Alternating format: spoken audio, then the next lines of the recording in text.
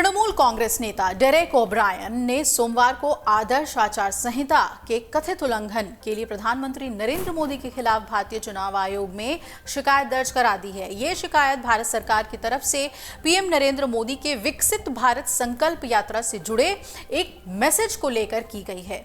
अपने शिकायती पत्र में डेरेक ओब्रायन ने चुनाव आयोग से इस मामले में तत्काल जरूरी कदम उठाने की मांग की है। उन्होंने चुनाव आयोग से अपील की है कि भविष्य में सार्वजनिक खजाने की कीमत पर अभियानों से बचने के लिए बीजेपी और उसके उम्मीदवार नरेंद्र मोदी को उचित निर्देश जारी करें और इसके साथ ही टीएमसी सांसद ने इस चिट्ठी को तत्काल वापस लेने के लिए उचित निर्देश भी जारी करने को कहा है, जो कि व्हाट्सएप के जरिए सभी लोगों को भेजा गया है, आम जनता तक पहुंचाया गया है। ओब्रायन ने आगे लिखा कि चुनावी प्रक्रिया में निष्पक्षता और पारदर्शिता के सिद्धांतों को बनाए रखने और सभी राजनीतिक दलों के लिए समान अवसर सुनिश्चित करने के लिए ये कार्रवाई बेहद जरूरी है। ओब्रायन ने अपने कंप्लेंट लेटर में पूरे मामले को विस्तार से बताते हुए लिखा कि ये हमारे ध्यान में आया है कि प्रधानमंत्री नरेंद्र मोदी की तरफ से कथित तौर पर 15 मार्च 2024 को विकसित भारत संकल्प के तहत लोगों को एक व्हाट्सएप मैसेज भेजा गया है। इसमें एक चिट्ठी है और जिसमें मेरे प्रिय परिवार के सदस्य कहकर लोगों को संबोधित किया गया है।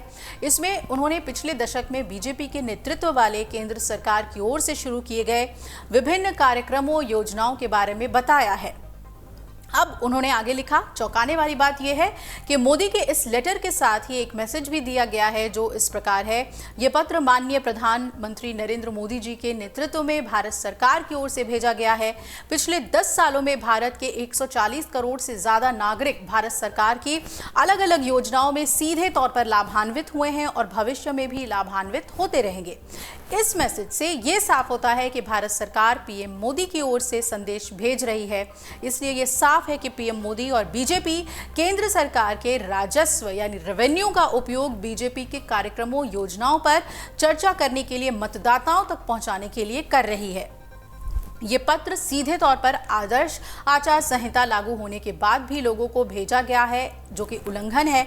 और इससे उन्होंने ये भी कहा कि इस तरह का व्यापक प्रचार बीजेपी और पीएम मोदी के पक्ष में लगातार किया जा रहा है और ये मतदाताओं से अपील के अलावा और कुछ नहीं है, लेकिन इससे आदर्श आचार संहिता का उल्लंघन तो सीधे तौर पर होता दिख रहा है। इसलिए इस पर एक्शन लेना बहुत ज़रूरी है। आपको बता दें कि इस मामले को केरल कांग्रेस ने भी 17 मार्च को उठाया था। कांग्रेस की केरल यूनिट ने व्हाट्सएप को इस संबंध में एक्सपर्ट टैग किया था, जिसमें नियमों के उल्लंघन की याद दिलाई गई थी।